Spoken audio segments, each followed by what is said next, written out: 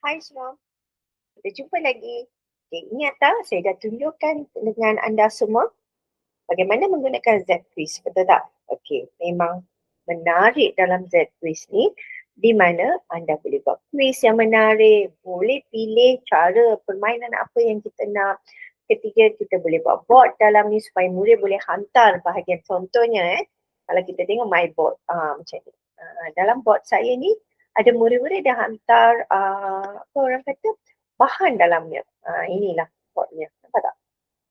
Murid hasil-hasil apa yang mereka dah jawab, mereka dah hantar dalam box saya. Jadi kita boleh lihat murid tahun 5, tahun 4, ada berapa orang dah hantar. Ini adalah board. Okay, lepas tu kalau kita lihat satu lagi, kita boleh tengok iaitu apa orang kata quiz kita. Dalam quiz kita, saya dah tak bagi tahu, kita boleh tengok progress report murid kita. Betul tak? Jadi, hari ni saya nak tunjukkan bagaimana kita nak download progress report mereka. Contohnya kalau kita sebagai guru, sekarang kita lebih kepada pentaksiran, betul tak? Jadi untuk pentaksiran kita perlukan report murid kita. Okey, adakah mereka dah kuasai dalam sesuatu topik, betul tak? Jadi, Quiz akan bantu kita.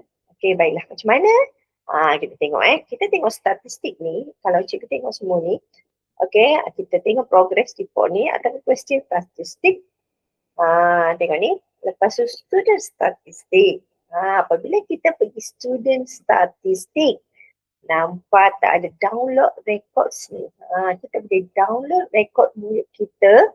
Semua nama murid kita ada. Tapi ingat, apabila kita pergi soalan pada murid kita, minta mereka tulis nama dan kelas. Macam ni Rania saya kenal lah kelas mana. Jadi ada yang tulis nama dan kelas 5A. So kita tahu murid ini dari kelas mana.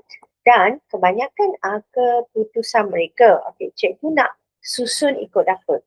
Nak ikut susun macam ni. Submitted order, orang yang dahulu submit, ataupun accuracy rate, ketepatan jawapan ataupun time spent. Contohnya kita buat ni, ini submitted order. Okay, kalau accuracy rate, dia akan jadi macam ni. Nampak tak?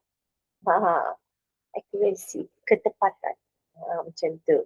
Okay, dia mungkin murid ni kita boleh nampak dia banyak tak jawab soalan, betul tak?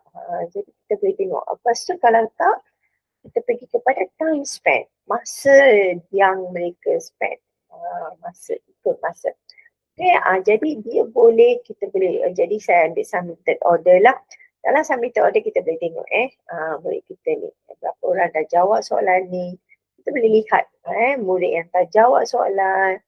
Berapa soalan mana mereka salah. Kita boleh lihat. Masa pun dia tunjuk.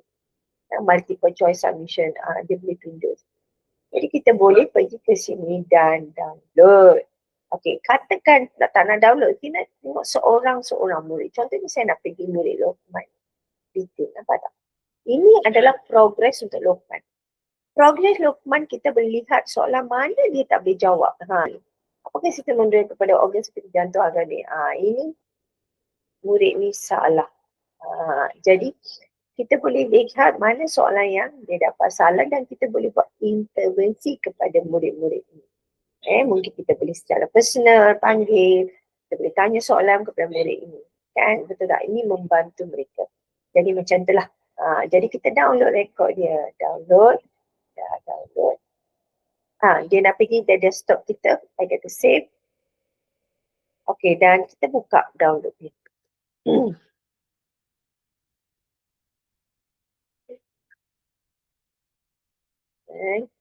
Dulu.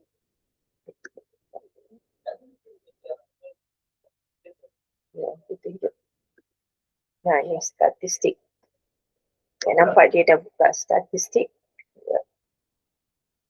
Betul dia. Nampak tak? Dia dah tunjuk dah.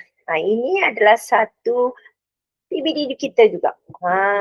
PBD kita boleh lihat mulai ni berapa yang soalan dia boleh jawab, soalan mana dia tak boleh jawab. Ini salah satu pentaksiran kita lah. Menarik kan? So pastikan kita boleh gunakan Z-Quiz. Semoga membantu. Bye.